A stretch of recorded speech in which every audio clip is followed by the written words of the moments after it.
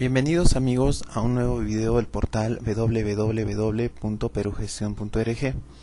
En la presente ocasión vamos a revisar algunos conceptos vinculados al tema del apalancamiento financiero. Como sabemos, el tema del apalancamiento financiero se refiere a la comparación de dos niveles de relación.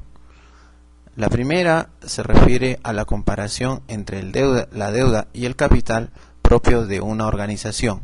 Nos referimos a la parte derecha que tenemos nosotros en el balance general, que está representado por el pasivo y el patrimonio neto.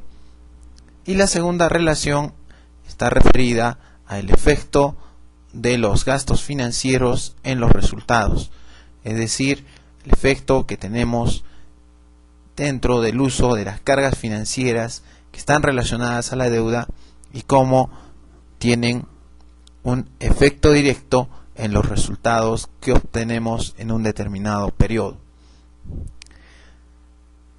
Aquí nosotros tenemos dos bloques gráficos que nos van a servir para explicar cuál es el comportamiento que tiene la relación pasivo-patrimonio neto en el balance general. Imaginemos que la parte ploma representa el pasivo y la parte turquesa el patrimonio neto. Si la empresa se endeuda, obviamente va a crecer la porción del pasivo y va a disminuir a su vez la parte que corresponde al patrimonio neto. Entonces, esta proporción es importante considerar, sobre todo cuando nosotros realizamos el análisis vertical de cada una de las partidas que componen el balance general. Vemos cómo hay un cambio de comportamiento como consecuencia del endeudamiento que pueda tener una empresa. Con relación a el segundo punto en el tema de utilidad, nosotros podemos anotar la siguiente estructura, que es básicamente utilizada y expresada cuando trabajamos con finanzas. Nos referimos a que debemos de separar la utilidad antes de intereses e impuestos. ¿Por qué? Porque nosotros necesitamos reconocer el efecto de estos intereses o carga financiera vinculada directamente a la deuda. Luego vamos a obtener una utilidad antes de impuestos, menos el impuesto a la renta, para obtener finalmente la utilidad neta. ¿Cuál es el efecto inmediato de esto? Si nosotros tenemos una mayor deuda, entonces vamos a tener mayores intereses. Y si nosotros tenemos mayores intereses, obviamente nuestra utilidad neta va a disminuir. Entonces el apalancamiento financiero va a estar relacionado a comparar el efecto de estos intereses en los resultados, vinculando a la relación que existe frente al patrimonio neto con relación al activo total, o es decir, al conjunto de recursos con los que cuenta la empresa, pero que son propios. La fórmula que nosotros vamos a considerar para efecto de determinación del apalancamiento financiero es la siguiente: utilidad antes de impuestos sobre utilidad antes de intereses e impuestos por activo total entre patrimonio neto. En esta primera parte de la fórmula lo que nosotros queremos analizar es el efecto de la carga financiera sobre los resultados.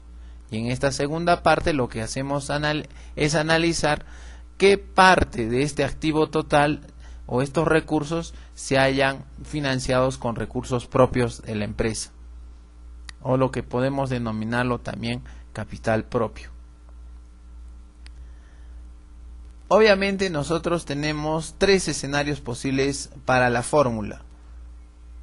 Si como resultado de la aplicación de la fórmula anterior, es decir, de esta, nosotros tenemos un resultado mayor a 1, la deuda aumenta la rentabilidad, por lo tanto es conveniente. Si el resultado fuera menor a 1, la deuda no es conveniente, porque la deuda entonces va a afectar, no aumentando, sino disminuyendo el tema de rentabilidad. Y si el efecto del ratio que hemos mostrado anteriormente es igual a 1, el efecto de la deuda no afecta la rentabilidad. A continuación vamos a revisar tres escenarios que nos van a servir de base para efectos de aplicar la fórmula y determinar algunas conclusiones. En el primer escenario, una empresa presenta la siguiente información: activo 500 soles, patrimonio neto 500 soles, no tiene pasivo, utilidad antes de intereses e impuestos 100 soles, intereses 0 y una tasa del impuesto a la renta del 30%. ¿Cómo estructuraríamos nosotros el estado de resultados, al menos en la porción que corresponde a el tema que va a afectar el apalancamiento financiero? Utilidad antes de intereses e impuestos 100 menos intereses 0, entonces la utilidad antes de impuestos sería 100 menos el impuesto, que es el 30%, 30, la utilidad neta ascendería a 70. En este caso, si nosotros vamos a ver cuál es el resultado, nos va a dar un apalancamiento financiero igual a 1. En un segundo escenario, la empresa presenta la siguiente información: activo 500, pasivo 200, patrimonio neto 300, la utilidad antes de intereses e impuestos 100, intereses en este caso van a haber un importe por relación al pasivo, impuestos 30%. Veamos, utilidad antes de intereses e impuestos 100. Aquí sí nos va a aparecer intereses, ¿por qué? Porque tenemos una deuda, considerando cargo por intereses 10. Utilidad antes de impuestos sería 90.